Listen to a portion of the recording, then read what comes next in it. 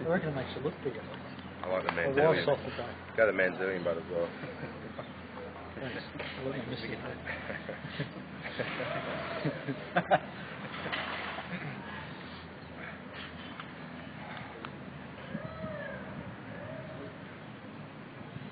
Another challenge, losing big names, big forward. Yeah, but we've been in this position before. Last year the guys that came in did a wonderful job, and we're confident that the guys are going to come in again this year. But you can't keep losing, experience, hard forward, and it's going to put a lot of pressure on a bloke like you. Not really, mate. I think obviously, like I said, we went through this last year. We lost some big names, and we still put ourselves in a position to win games. So, anybody that comes in, we know that they've all done the hard work, and it's obviously helped us last year having the young boys come in and get that experience. So they'll be better for it this year, and they've already done a great job for us this year. And I was going to say year one more time. What do you lose with Roy? Obviously, he's a great leader. He leads with his actions, and he's a good talker as well. So, missing him around the ruck, he gets that go forward. Gets our sets off to a good roll, and he's got good footwork and good skill. Can you tell us about the kid coming in? Who's coming? I haven't seen the team yet. I know Dave Tyrrell's starting. Yeah, you've got some new guys on the bench. Maybe I think. Cromie, mate. Who is it? Cromie. Is he on the bench or is he in? Yeah, he's on the bench, 17. Oh, okay, yes, sweet. It's like Dickie Bell. I'll tell him I'm part of the selection panel. Mate, yeah, he's great. Obviously, a big occasion for him. He's a Kiwi boy, and going back home to play his first game, he's going to be really excited. He's a big kid. He's got good skill and good work ethic. I was really surprised with how fit he was in pre-season, how much he ripped into some of our sessions. You mentioned there losing the leadership of Roy. Does that put a bit more responsibility on yourself as being one of the other senior forwards? No, I don't think so. I think our whole the whole system of us having 5 leaders out on the field and the co-captaincy, it puts the onus on everybody to be leaders, and we want to have 17 leaders out there. Crocker, any close to deciding the future? No, mate, I haven't spoken to anyone about it, but I think my manager mentioned it early, and I've said to him that I want to go again, so we'll just see what happens in the next couple of weeks. Still go the way you're playing, you're keen to obviously keep going.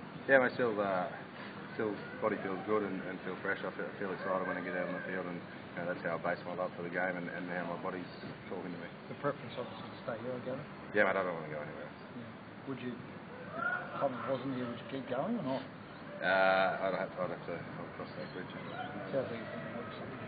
No, yeah, I think I want to stay here. If I stay here, I don't want to go to another club. I think moving to another club now at this time is just. I wouldn't like to leave here. Yeah. You mentioned Dave Tyrrell playing his 50th game this week, and I guess obviously a different player, kind of size-wise. What kind of a different look does that give you in the front row? Oh, mate, he's only little, but he works hard. He's the impact he's had off the bench for us has been great this year. He's really directed his runs, and that's all we need from the front row to go get in there, do their job, and make the tackles. Well, can I ask you about Chris's hand? He's got a bit of flack this week at Power, and you obviously know him well from his time here. Do you feel a bit for him and what he might be going through there? Yeah, of course. Obviously, it's hard going to a new club, and he's obviously under a lot of pressure.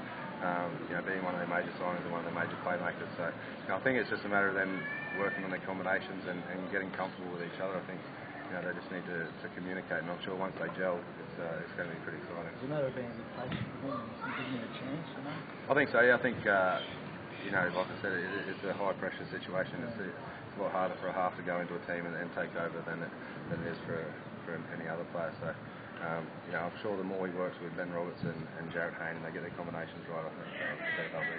Stewart was making some comments to say he thought he might have been 4 or 5 kilos overweight. Is it a bit unfair for people to target players' weight? A little bit, and it depends how he can carry that.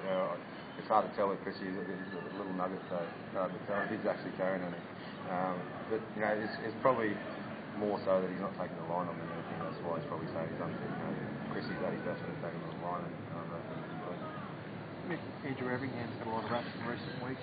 Comes up against the beast playing at Oval on Sunday. How did you still go with that challenge? I think he got good. I think he showed with his first game against Penrith there, he's not afraid to get his body on the line, and there was a kick off there where one of the big fellas was running up and he got straight into him and ripped into his ribs. So I think he'll have that same attitude again on the weekend, and I think he'll actually be excited about the challenge.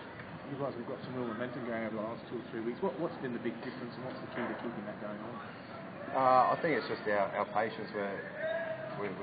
Our patience and our focus, our concentration. I think we've been dropping off a little bits of games, and we've really got to work on putting performances together for 80 minutes. So we're starting to get there. We're starting to realise what it takes to win and get into leads and hold those leads.